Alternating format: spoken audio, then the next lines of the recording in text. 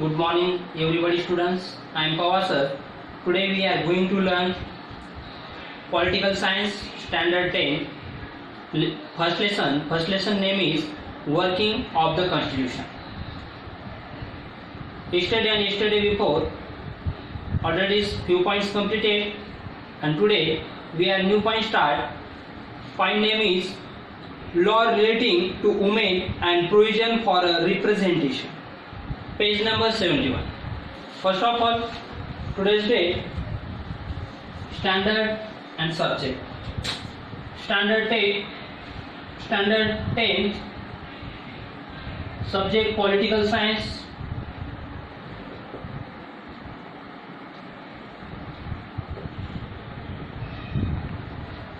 Date 29 July 2020.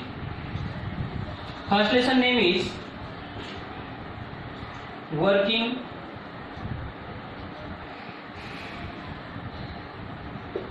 of the Constitution.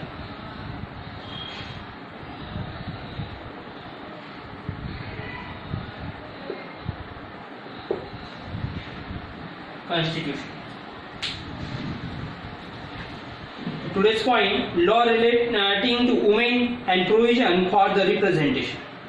Look at the textbook and listen carefully. In the post-independence period, efforts were made for the empowering women. देखो post independence period में देखो कि वहां पर post independent मतलब independent के बाद, after, and post pre independence मतलब before, key efforts and made for the empowering women and taking into the consideration the problems of women, and several policy have been adopted at a national and international level to remove illiteracy among women and to make the available opportunity for their development. कि जो यहाँ पर illiteracy है कि जब तक women की illiteracy खत्म नहीं होती तब तक उन्हें अपॉर्चुनिटी, जॉब में, बिजनेस के लिए अपॉर्चुनिटी ज़्यादा नहीं मिल पाएगी. इसलिए पहले वुमेन्स क्या होनी चाहिए? लिटरेसी होनी चाहिए, एजुकेटेड होनी चाहिए. एजुकेटेड होने के बाद ओन बिजनेस, ओन इंस्टीट्यूशन, तो खुद के ओन न्यूज स्टेशन बना सकते हैं, खुद के बिजनेस बना सकती है. तो ये कब हो सकता है? जब वो लिटरेसी होगी. जब तक वो लिटरेसी नहीं होती तब तक वो अपने ओन बिजनेस और ओन इंस्टीट्यूशन नहीं बना सकते. तो ये नेशनल एंड इंटरनेशनल लेवल पे ये रिमूव होना चाहिए, इलिटरेसी रिमूव होनी चाहिए, मतलब निकल जानी चाहिए इलिटरेसी, एजुकेटेड होनी चाहिए. The right to have an equal share in the property of a father and husband. Dowry prohibition. Dowry मतलब क्या कि ये दहेज, एक दहेज की प्रथा थी, और ये दहेज की प्रथा इस एक्ट से फिनिश हो गई, हुंडा बोलते हैं. To rights have equal share in the property of the father and husband. तो ये इक्वलिटी भी शेयर होनी चाहिए दोनों में भी. आप समझो कि फादर को एक सन है और गर्ल्स है, तो दोनों में प्रॉपर्टी कैसी होनी चाहिए? सेम इक्वल शेयर होनी चाहिए. तो उसके लिए एक्ट बना गया, Hindu act. And against the sexual harassment नहीं होनी चाहिए. Domestic violence prohibition acts are some important provision and which create a favorable environment for a protection of a freedom of a women and securing their development. तो domestic violence prohibition एक act हुआ, dowry prohibition एक act हुआ. ये जो act है इस underline करके रख लो. ये दोनों जो एक्ट है ये किसके लिए है? ये वुमेन्स के प्रोटेक्शन के लिए बनाए गए थे, उन दहेज के लिए, उनकी प्रॉपर्टी शेयर होने के लिए. तो ये और उनके ऊपर जो भी अत्याचार होते हैं वो कम होने के लिए. तो ऐसे ये एक्ट दोनों गवर्नमेंट ने बनाए थे. Open your next page number 72. In our country, and from the very beginning, women have the inadequate and representation in the politics and political institutions. तो देखो यहाँ पर इन एडिक्वेट रिप्रेजेंटेटिव मतलब कम प्रतिनिधि होना, कि जैसे कि लोकसभा, राज्यसभा, जो पॉलिटिक्स में वुमेन का जो पार्टिसिपेट है वो इनएडिक्वेट, मतलब बहुत कम है, ज़्यादा नहीं है, ज़्यादा करके बहुत कम है। देखो अभी जितने पॉलिटिक्स में वुमेन है, जितने मेन है उससे कम वुमेन है पॉलिटिक्स में, तो उनका जो इनएडिक्वेट रिप्रेजेंटेशन है वुमेन का वो बहुत कम दिखाई देता है हमें पॉलिटिक्स में। And many countries in the world have unmade efforts to increase the representation of women. तो मैंने बहुत ऐसी कंट्री है कि वो मेड बना रहे, वुमेन का पार्टिसिपेट ज़्यादा बढ़ता जा रहा है, धीरे धीरे इनका पार्टिसिपेट क्या हो रहा है, बढ़ता जा रहा है, पहले बहुत लो था।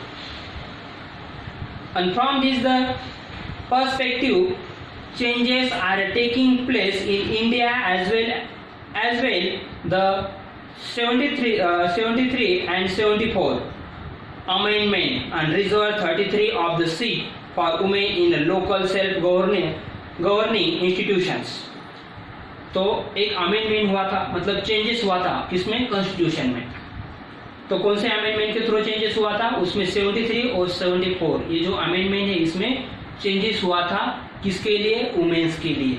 और एक पंचायत और म्यूनिसिपल पार्टी जो भी होती है, तो इसमें क्या किया गया, चेंज, इसमें फीमेल को 33% जो भी वहाँ पर प्लेस वो रिजर्वेशन रखा गया, क्योंकि 100 में से 33% वहाँ पर कौन होनी चाहिए, वुमेन्स होनी चाहिए। ये वहाँ पर एक लॉ बनाया गया, ये अमेंडमेंट बना गया। तो कौन सी किसके थ्रू बनाया गया, किसमें चेंजेस किया गया, फिर कौन से आर्टिकल में, 73 एंड 74 ये अमेंडमेंट हुआ रिजर्वेशन के लिए। बहुत इंपॉर्टेंट पॉइंट है, अंडरलाइन कर लो, पंचायत के लिए, panchayat municipal party. Women is local self-governing institution and this percentage has been the rise and to the 50% in several states including Maharashtra. तो ये तो इंडिया में हुआ था 33%, इंडिया में हुआ था, इंडिया में 33% वुमेन को रिजर्वेशन दिया गया था। मगर हमारा जो स्टेट है महाराष्ट्र, इस महाराष्ट्र स्टेट में वुमेन को जो रिजर्वेशन था वो 50% है, 0.5%, 100 में से 0.5%, 50% वुमेन को रिजर्वेशन दिया गया है। Do you understand? तो ये याद रखो, वहां पर भी अंडरलाइन करके रखो 50% several state including in Maharashtra. A national commission for women has been established, और ये नेशनल कमीशन वुमेन के लिए इस्टेब्लिश किया गया। Similar commission also exist the state level, और ये कौन से लेवल पर था, स्टेट लेवल था। ये लो सेंट्रल लेवल पे था क्या, नहीं, ये सिर्फ स्टेट लेवल में ही था। The act for the protection of women and against domestic, एक एक्ट हुआ, देखो, act for the protection of women, women के लिए एक्ट बना गया है, against the domestic violence in a important step in the direction of democracy. तो इसमें डेमोक्रेसी होनी चाहिए, वुमेन को भी अपनी लाइफ जीने का पूरा फ्रीडम होना चाहिए। तो ये किसमें दिया गया, तो ये डोमेस्टिक डेमोक्रेसी में हमें बताया गया, ये डायरेक्शन उन्हें मिलती है। This act underline the need an to the protect the dignity and self esteem of women. This act rejected and tradition form of the domination and authoritarianism and expanded the scope of Indian democracy and to make it the inclusive in true sense। और ये सब sense कैसे थे, truth है, ये women's के लिए ऐसे होना जरूरी था, उनको एक डेमोक्रेसी डायरेक्शन मिलने बहुत इंपॉर्टेंट थी। अब देखिए हम do this the representation of women in Lok Sabha. अब लोकसभा में कितने रिप्रेजेंटेड हैं, कब से हमारे इलेक्शन स्टार्ट है, देखो ईयर दिए गए फर्स्ट नंबर में 1951 टू 1952 में फर्स्ट इलेक्शन हुई थी। तो उस समय देखो वुमेन एमपी कितने थे, एमपीज थे 22%, 1% कितना था उसका, 100% में से 4.50% ही थे उसका। तो सबसे ज़्यादा किस में थे, देखो 2014 में 66, मतलब हर ईयर में क्या हुआ है, इसकी रेंज बढ़ती बढ़ती जा रही है, 12.50%। इधर देखते, read the chart and answer the following question. Chart को ऑब्जर्व करना है और क्वेश्चन के आंसर देना है। In each election year the number of women MPs in minimum, सबसे कम कौन सी ईयर में था, देखो, तो देखो वहां पर 1977 में 19 ही सिर्फ वुमेन थे, तो उस ईयर में सबसे कम, वो राइट कर लो आप। इन each election and where the number of women MPs in a maximum, सबसे ज्यादा कौन सी ईयर में था? तो 2014 में। Okay, what do you think? देखते हैं हम नीचे चार्ट दिया है। The visibility of women is very low in public life if a family structure and social surrounding, economic sector, political sphere becomes more open. Women will get a chance to participate in the decision making the process that can provide the different direction to the politics. Okay, and for this the purpose women's and participation should be increased in the representative institution. तो ऐसे धीरे धीरे उनका क्या हो रहा था, representative increase करना बहुत हमें जरूरी है। वुमेन का भी यहाँ पर पार्टिसिपेट होना बहुत इंपॉर्टेंट। नेक्स्ट पॉइंट देखते हैं हम, role of judiciary.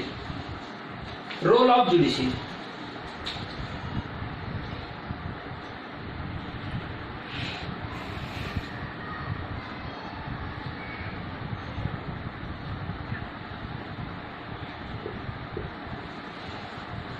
Role of judiciary. अब जुडिशियरी किसे कहा जाता है? हाई कोर्ट, सुप्रीम कोर्ट, ये जो कोर्ट होते हैं इन्हें जुडिशियरी कहा जाता है। ओके, जिस जहां पर हमें न्याय मिलता है उसे जुडिशियरी कहा जाता है। The judiciary in India has played and the important role in the strengthening and democracy and the helping to make toward achieve the object of social justice and equality. देखो, अब सोशल जस्टिस मतलब समाज में सबको equal justice होनी चाहिए, equal न्याय होना मिलना चाहिए। अगर कोई किसी कास्ट के ऊपर ब्लेम कर रहा है, कोई किसी कास्ट को बुरा बोल रहा है, तो हम उसके बारे में कहाँ पर कंप्लेन कर सकते हैं? Judiciary, high court, supreme court में हम जाकर वहां पर उसे हमारा न्याय मांग सकते हैं। While interpreting the provision of the Constitution, the judiciary has always taken into the consideration the fundamental objective of the Constitution and also the intention of the Constitution maker.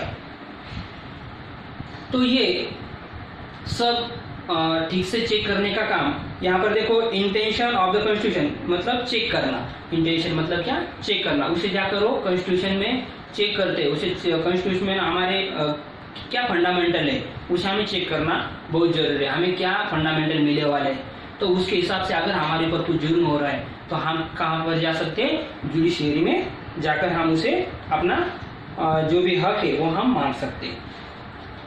We will try to understand the contribution of the judiciary in this regard and with the help of the following point.